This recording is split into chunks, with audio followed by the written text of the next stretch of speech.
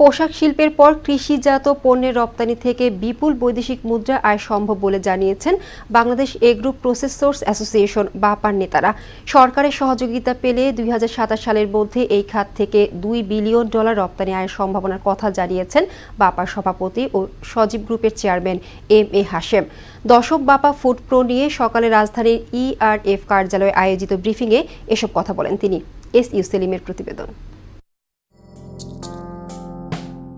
কৃষি ও প্রক্রিয়াজাত খাদ্যপণ্য অথবা কৃষিজাত পণ্য দেশের শীর্ষ 5 রপ্তানি খাতের একটি। করোনার পর 2020-21 অর্থবছরে প্রথমবার এই খাতের রপ্তানি $1 কোটি বিলিয়ন বা $100 কোটি ছাড়িয়ে যায়। পরের বছর সেটি বেড়ে $116 কোটি উন্নীত হয়। যদিও এই বিদায়ী অর্থবছরে রপ্তানি 27% কমে $84 কোটি নেমেছে।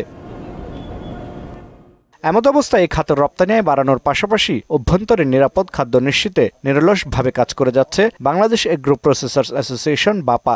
এই খাতে দেশি বিদেশি কোম্পানি ও ক্রেতা সচেতনতায় আগামী 25 ফেব্রুয়ারি থেকে রাজধানীর বসুন্ধরা কনভেনশন সেন্টারে দশম বাপা ফুড প্রো ইন্টারন্যাশনাল আয়োজনের ঘোষণা দেন সংগঠনটির নেতারা। দুবাই, ইউরোপ, বিভিন্ন কান্ট্রিতে আমরা যে ফেয়ার অ্যাটেন্ড করি, কিন্তু আমার দেশে যদি একটা সেরকম একটা উন্নত মানের ফেয়ার আমরা করি, তাহলে বিদেশিরা এখানে এসে আমাদের দেশে এসে তারা আমাদেরকে অর্ডার দিয়ে যাবে, আমার থেকে মাল পারচেজ করবে। কৃষিজাত পণ্যের যে সম্ভার বাংলাদেশে রয়েছে, এই সম্ভার নিয়ে আমরা পৃথিবীতে আরো ভালোভাবে এগিয়ে যেতে সচেষ্ট হব।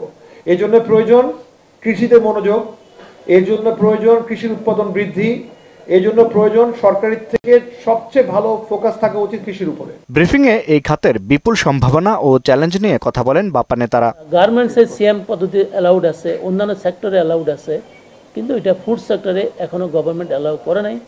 আমরা দরবাদরি করতেছি এটা নিয়ে। আপনারা যদি আপনাদের লেখনীতেও আনেন, আমরা আশা করতেছি যদি গভর্নমেন্ট আমাদেরকে সিএমটা অ্যালাউ করে, আমাদের ফুড এক্সপোর্ট জাম্প করে বাড়বে।